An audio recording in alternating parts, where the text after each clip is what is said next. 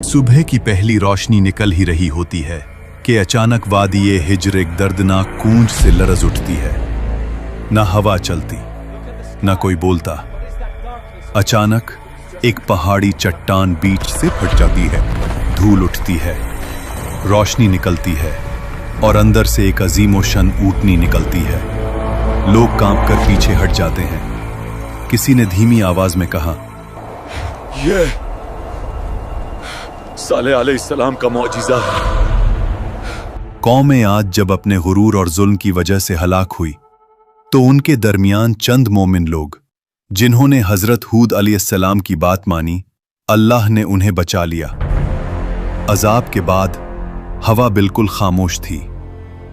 वादियों में सिर्फ टूटे हुए घर और हवा में अजाब का धुआं। बचे हुए लोग एक दूसरे को देखते हुए कहते, शुक्र है कि हमने हुद अलैहिस्सलाम की बात मानी। अगर अल्लाह हमें पनाह न देता हम भी तबाह हो जाते। ये मोमिन लोग वादी आद छोड़कर दूसरी जमीन की तरफ रवाना हुए। सफर लंबा, मुश्किल और दर्दनाक था, मगर उनकी नस्ल को नई जमीन की तलाश थी, पानी, खुशहाली और अमन के लिए।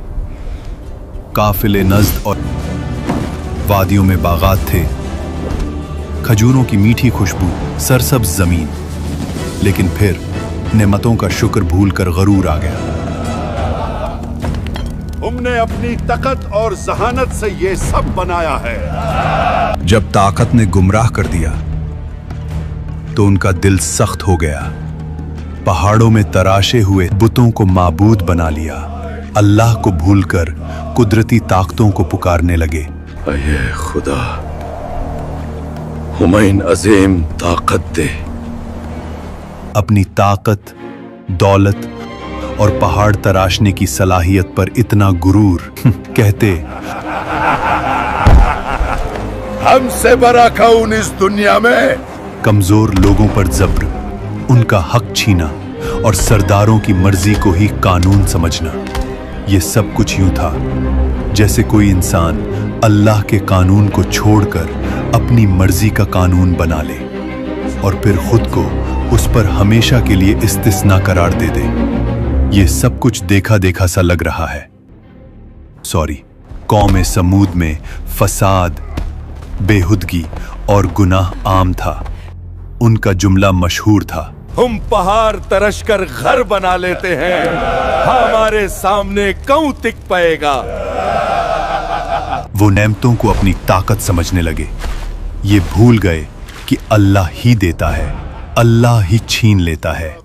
इसी वादी में एक मुअज्जिज खानदान उबैद बिन मस के घर एक नूरानी बच्चा पैदा हुआ, सालेह अलैहिस्सलाम। बचपन से ही नरमी, हिकमत, नूर, सोच की गहराई, हक की तरफ दिल का मैल, सब कुछ उनमें नुमाया था। कौम के बुजुर्ग अक्सर कहते, ये लड़का आम नहीं, इसकी बातों में काफी गहराई है। जब वो जवान हुए उनका रवैया बिल्कुल मुख्तलिफ था। दुनिया की चमक उन्हें न खींचती। वो अकेला वक्त गुजारकर अल्लाह को याद करते। फिर एक रात अल्लाह ने उन्हें नबूवत अता फरमाई। सालेह अलैहिस्सलाम अपनी बस्ती में गए और लोगों से कहा, सिर्फ अल्लाह की इबादत करो, तुम्हारा कोई माबूद उसके सिवा नहीं। कौम के सरबराह हंस दिए। वो कहते, कल तक तू हमारा अक्लमंद दोस्त था, आज हमें हमारे माबूदों से रोक रहा है। हम तो तुझे नेक समझते थे, मगर अब तू हमें उन चीजों से रोक रहा है जो हमारे बाप दादा से चलती आ रही हैं। सालेह अलैहिस्सलाम ने प्यार से समझाया, ये वादी, ये इमारती, ये कुदरत अल्लाह की नेमत है, शुक्र करो, शिर्क मत करो। मगर कौम का जवाब था, बेसबूत बातें न करो। अगर तुम सच्चे नबी हो तो निशानी दिखाओ। सरबराहों ने कहा, इस पहाड़ी चट्टान के अंदर से एक जिंदा ओतनी निकल कर दिखाओ, तब हम मानेंगे। सालेह अलैहिस्सलाम उन लोगों के साथ उस पहाड़ी के पास गए और अल्लाह से दुआ की, या रब, तू गवाह है, अपनी निशानी जाहिर फरमा। फिर एक लम्हा वाड़ी का रंग बदल गया। पहाड़ बीच से फट गया। रोशनी की लहर ने सबको चौंका दिया और फिर एक अजीम ऊँटनी चट्टान से निकल आई। वो आम ऊँटनी नहीं थी। कुरान में इसे नाकतुल्लाह, अल्लाह की ऊँटनी, और आया एक निशानी कहा गया। उसकी हैबत, उसकी अजीमत। कौम की आंखों ने पहली दफा कुछ ऐसा देखा था। मोजिज़ा यहीं रुकता नहीं था। ऊँटनी वाड़ी के कुआं से पूरा दिन पानी पीती थी और पूरा कुआं खाली हो जाता था। लोग परेशान हो जाते, कुआं का सारा पानी खत्म हो गया। मगर अल्लाह ने इसका मुआवजा भी दिया था। अगला दिन पूरी कौम उसके दूध से सायर होती थी। इतना दूध के हर घर, हर जानवर, हर बच्चा, सबकी जरूरत पूरी होती। एक दिन ओतनी कुएं से पानी पिएगी तो उस दिन कोई भी उस कुएं से पानी नहीं पाएगा, और अगले दिन तुम सब कुएं से पानी पी सकते हो। यानी एक दिन ओतनी का और अगले दिन लोगों का। मगर कौम ने इस इम्तिहान को भी बर्दाश्त न किया। सरबराह कहते, तुम्हारी आजादी छीन ली गई है, एक ओतनी हमारे पानी पर हुकूमत करेगी।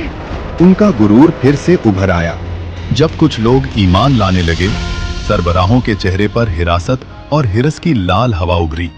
उन्होंने कहा, इस ऊँटनी की वजह से सालेह की इज्जत बढ़ रही है। अगर हमने कुछ न किया, कौम उसके पीछे चल पड़ेगी। फिर उन्होंने साजिश रची। इस निशानी को मिटा दो, सालेह का असर भी मिट जाएगा। एक अमीर औरत बोली, जो इस ऊँटनी को मार डाले, मैं अपनी बेटी की उससे शादी करवा दूंगी। नौजवान तैयार हो गए। आज रात ये ओतनी नहीं बचेगी। ऊँटनी जब खूब पानी पीती हुई वापस जा रही थी, कातिल पीछे पीछे चले। पहले एक ने तीर चलाया, ऊँटनी का पांव जख्मी हो गया। फिर सब टूट पड़े।